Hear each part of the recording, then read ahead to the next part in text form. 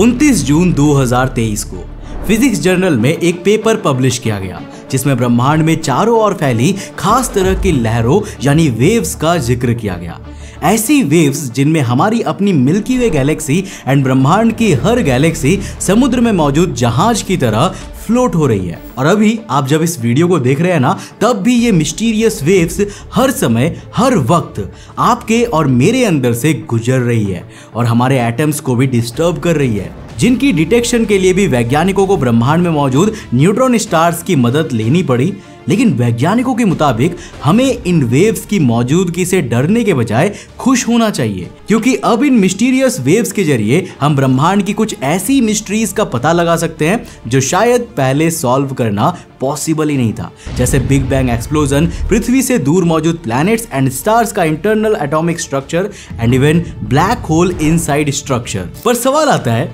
कि आखिर कैसे, और आखिर ब्रह्मांड में ये मिस्टीरियस वेव्स है क्या, ये कैसे जनरेट होती है, और आखिर कैसे इनकी डिस्कवरी में इंडियन स्पेस रिसर्च ऑर्गेनाइजेशन यानी कि इसरो का एक मेजर रोल है। तो हेलो गाइस, मैं हूं कौशिक और चलिए शुरू करते हैं एक और नए एपिसोड को। साल 1916 में जब एल्बर्ट आइंस्टाइन ने जनरल थियरी ऑफ रिलेटिविटी को पब्लिश किया था, तब उसमें एक खास तरह की वेव्स यानी कि लहरों का जिक्र किया गया था। ये वेव्स समुद्र या नदी में पानी के बहने से पैदा होने वाली वेव्स नहीं थी, बल्कि ये हमारे पूरे ब्रह्मांड के स्पेस टाइम फैब्रिक में पैदा होने वाली लहरें थी, जो लाइट स्पीड से ट्रैवल कर सकती थी और massive objects like black hole और न्यूट्रॉन स्टार्स के कोलिजन से जनरेट होती थी। लेकिन मोस्टली वैज्ञानिकों को उस समय इस तरह की ग्रेविटेशनल वेव्स की मौजूदगी पर विश्वास ही नहीं था, क्योंकि तब तक ग्रेविटेशनल वेव्स को कभी ऑब्जर्व ही नहीं किया गया था। पर साल 1974 में जब दो astronomers Russell Hulse and Joseph Taylor American radio observatory Arecibo के जरिए पृथ्वी से 21,000 लाइट ईयर्स दूर मौजूद बाइनरी पल्सार सिस्टम को ऑब्जर्व कर रहे थे, जिससे पृथ्वी की ओर अजीब तरह की वाइब्रेशंस आ रही थी, तो कुछ दिनों की रिसर्च के बाद ही दोनों एस्ट्रोनॉमर्स ये समझ चुके थे कि ये कोई साधारण वाइब्रेशंस नहीं थे, बल्कि ये इन बाइनरी स्टार्स द्वारा स्पेस टाइम फैब्रिक में जनरेट की गई ग्रेविटेशनल वेव्स हैं, जिनकी प्रेडिक्शन एल्बर्ट आइंस्टाइन ने की थी। हल्स एंड टेलर को उनकी इस डिस्कवरी पर साल 1993 में नोबेल पुरस्कार भी दिया गया। लेकिन अभी भी ग्रेविटेशनल वेव्स के बारे में हमारी नॉलेज काफी लिमिटेड थी, और आइंस्टाइन के अकॉर्डिंग इस तरह की ग्रेविटेशनल वेव्स हमारे ब्रह्मांड में हर वक्त तैरती रहती है, जो हमें ब्रह्मांड को समझने में काफी मदद कर सकती है। लेकिन इसके लिए हमें इनको और भी बेहतर तरीके से स्टडी करना था, और इसी के लिए साल 1994 में अमेरिका और दुनिया के कई कंट्रीज ने मिलकर एक खास तरह की लेबोरेटरी बनाने पर काम शुरू किया। एक अर्थ बेस्ड लेबोरेटरी जो ब्रह्मांड में तैरती ग्रेविटेशनल वेव्स को डिटेक्ट कर सकती हो, जिसे नाम दिया गया लाइगो, यानी कि laser interferometer gravitational wave observatory. अब अगर इसके स्ट्रक्चर की बात करें तो लाइगो मेनली दो long L shape steel tube से मिलकर बनी है, जिनकी लंबाई 4 किलोमीटर है, जिन ट्यूब्स के अंत में हाईली सेंसिटिव मिरर्स लगे हुए हैं। इसमें एक लेजर बीम भी लगे रहते हैं, जिसे दोनों ट्यूब्स के एंड में लगे मिरर्स से रीडायरेक्ट किया जाता है, और लेजर दोनों मिरर से रिफ्लेक्ट होकर एक पॉइंट पर मिलती है। और जब कोई ग्रेविटेशनल वेव अर्थ से गुजरती है तो इस दौरान लेजर जिस पॉइंट पर फोकस्ड होती है ना, उससे थोड़ा सा डिस्टॉर्टेड यानी कि हिल जाती है, जिस डिस्टॉर्शन को लाइगो में लगे हाईली सेंसिटिव डिटेक्टर्स की मदद से डिटेक्ट कर लिया जाता है। वैज्ञानिकों की माने तो लाइगो के डिटेक्टर एटॉमिक लेवल जितनी छोटी चेंजेस को भी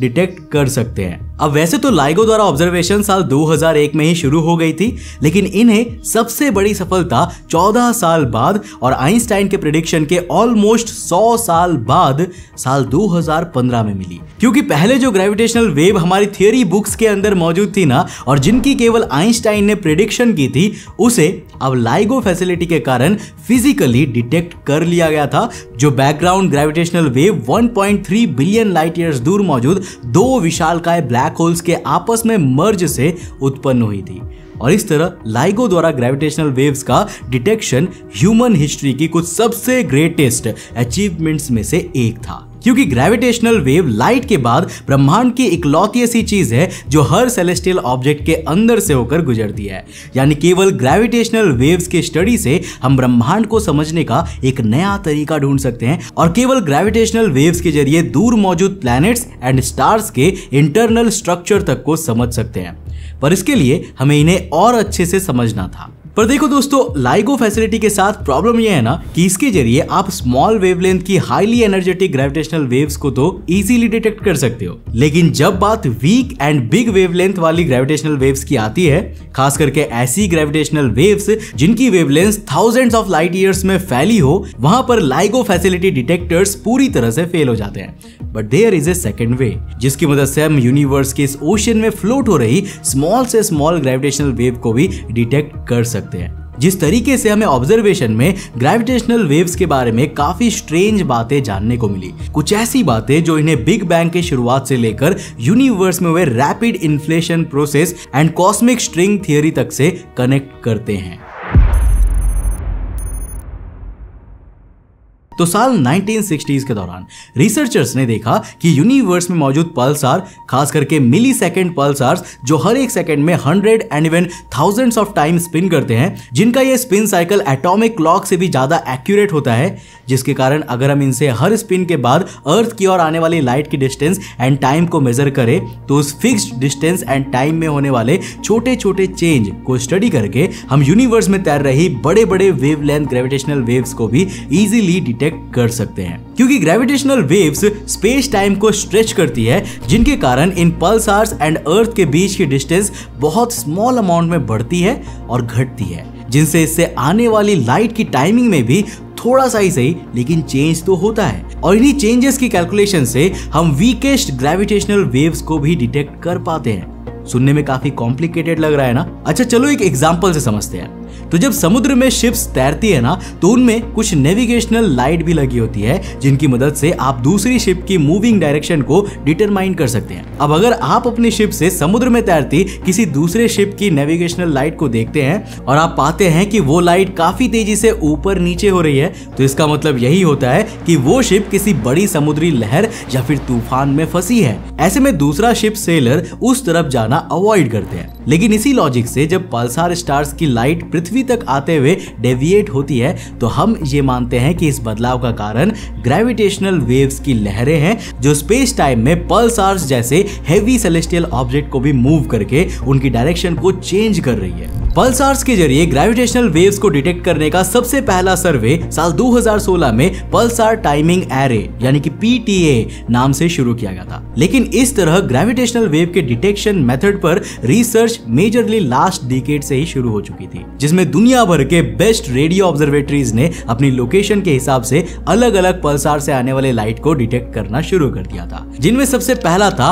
ऑस्ट्रेलियन पार्केस पल्सार टाइमिंग एरे, जिसने साल 2005 में ही डेटा कलेक्ट करना शुरू कर दिया था। इसके बाद European Pulsar timing array, northern American, Indian and Chinese Pulsar array, also south African observatories ने भी इस साइंटिफिक इनिशिएटिव में ज्वाइन करके अलग अलग पल्सार के डेटा को कलेक्ट करना शुरू कर दिया। इन शॉर्ट, दुनिया के कुछ सबसे बड़े रेडियो टेलीस्कोप ने लगातार इन पल्सार स्टार्स को ऑब्जर्व किया और कई सालों तक इन पल्सार से आने वाली लाइट के टाइमिंग डेविएशन को कैलकुलेट करते रहे। और इतने सालों के बाद हमें फाइनली साल 2023 में एक ब्रेक थ्रू मिला, जहां नॉर्थ अमेरिका और यूरोपियन पल्सार टाइमिंग एरे के 15 साल के डेटा को कंबाइन करने से डिस्कवर किया गया कि यूनिवर्स में लगातार ग्रेविटेशनल वेव्स का वाइब्रेशन चलता ही रहता है और ये वेव्स लगातार एक के बाद एक हमारे यूनिवर्स में तैरती रहती है और अपने रास्ते से आने वाले हर ऑब्जेक्ट से होकर गुजरती है। उस ऑब्जेक्ट एंड उसके एटम्स तक को स्पेस टाइम में स्लाइटली भी सही